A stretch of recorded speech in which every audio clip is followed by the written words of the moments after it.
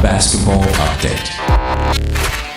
Yon mga kaballers, welcome back and we are back with another update video sa ating first season ng Peak Basketball Tournament. Yun na nga, mag-update tayo, no? May mga pag-uusapan tayo tungkol sa update ng ating participating teams. Isa yan, pangalawa yung ating timeline. Of course, bibigay na rin natin. Saka kung ano yung mga mangyayari the following weeks. And also, i-announce na natin kung kailan yung opening date ng ating basketball league, no, ng Peak Basketball. So ito na nga, simulan na kagad natin. Huwag na tayo magpatumpik-tumpik pa. Unahin na natin yung participating teams, no. Nung last video na in-update ko kayo at bumaba tayo sa 7 kasi nga meron dalawang nag-back out, no, for commitment reasons. So good news is we are already set sa ating 8 teams at itong teams na to, na-meeting na natin to last I believe last Saturday. Oo, nag-meeting kami. Pinag-meetingan na namin lahat ng mangyayari and also dinusclose ko na rin yung timeline sa kanila at saka yung schedule kasi gawa na yung ating full schedule. In fact, meron na tayong schedule sa opening day natin pero mamaya na, hindi pa natin malalaman. Siguro mga 1 week before nung opening saka natin i-announce yung mga maglalaro sa ating first day, no, sa ating opening date. So let's go and let's go ahead and disclose lahat ng kasali na nating teams. Hindi naman na sikreto, na-announce ko na rin to sa page nung nakaraan. So, ang dumagdag lang dito, isang team. So, again, that would be Elite. So, Elite ni Jigs Malasa, Yengs Gibel, ni Mark Dinong, si JM Cargo na pinangungunahan, si Mikey Paglinawan ang kausap ko dito, si Jeff Cypress ang kanyang team or Cypress, Apex, andyan siya ang Apex, bagong entry natin yan si Apex pero matagal na sumasali sa ligan labas yan, so I'm sure some of you are already familiar with Apex. Level 1, again ang kausap natin dito si Joshua Primavera. And level 1, sabi nila dati daw tong Nova Tycoons. So matagal na rin talaga silang sumasali sa liga at meron din silang sariling page, matagal na silang established. 3-piece spot ito, bagong team ito, no?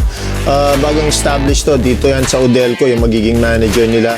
And of course, last but not the least, Easy Jersey Nova. Itong Easy Jersey Nova, si Ebron ang kausap natin dito, shooter ng Nova, pasok na pasok si Ebron dito sa Jersey Nova, papasok, no? So yun yung ating 8 teams. Hindi na po tayo mag-a-accept ng entries, no? Kung may mag-inquire man po sa atin, no? Unfortunately, they'll need to wait until our next conference kung talagang interesado sila kasi 8 teams na po yung nakaset natin sa schedule at again, i-roll out na po natin yung schedule, no? Alam na ng mga teams yung kanilang schedule, full schedule mula day 1 hanggang day 12 ng ating eliminations. So, i-discuss naman natin ng mabilis yung ating timeline, ano mga bang mayayari the next few weeks bago mag-opening. So ito po, January 10, 2026, dito po isasubmit sa akin yung mga final roster ng teams, no? So malalaman ko na kung sino yung mga maglalaro sa ating mga respective teams. Although hindi po natin yan i-announce kaagad. Ang announcement po ng ating rosters ay magaganap po mismo sa opening date. Magkakaroon po tayo ng 1-hour preview ng mga videos bago po mag-opening yung ating paliga. Yung sa live natin i-announce yung ating roster reveal, no? Para medyo may konting thrill, medyo may element of surprise yung ating opening. Okay, so pangalawa po mangyayari yung ating media day. Again, ang media day ko po, required po pumunta lahat ng players. So mangyayari dito, lahat po sila bababa para po magkaroon sila ng photo at saka video shoot. Dito po mangyayari yan sa January 18, 19, 25, and 26. Lahat po yan Saturdays and Sundays. So Saturday yung 18, 19, of course Sunday.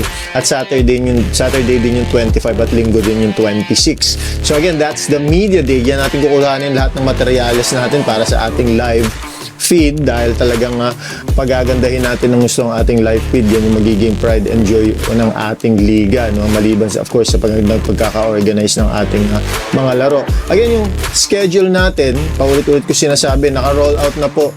Ang style ko po kasi sa pagpapaliga, meron ng drafted na schedule. Ang mangyayari na lang, magbubunutan kayo kung saan kayo dun sa schedule. So ayun, ibigay ko na sa kanila yung schedule.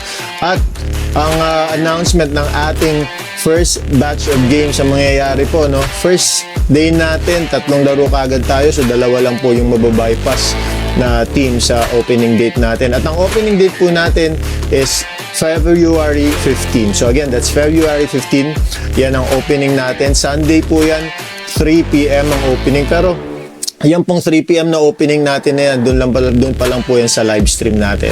Again, ang mangyayari sa live stream, i-announce natin yung mga activities na mangyayari at doon natin ilalagay yung roster reveal sa live stream natin. Again, mangyayari po yan February 15 of this year. Siyempre, mga mangyayari muna sa court, no, palilinisan natin, iskubahin natin na mabuti. At nangangalap na rin po tayo ng pondo para hopefully mapapinturahan yung court natin para pagsabak ng mga players bagong pintura yung sahig natin. No? Hopefully, makumpleto natin yung pondo at magawa natin yan bago mag-opening date. So, yun lang po. Again, yun yung ating mga participating teams. Kumpleto na po. 8 sila. Elite, Young Skibel, JM Cargo, Cypress, Apex, Level 1, 3-piece spot, Easy Jersey, Nova. Ayun, so yun lang po ang mangyayari. Again, kita-kita po tayo. February 15, opening po ng Peak Basketball Tournament. Maraming salamat po. Peak Basketball.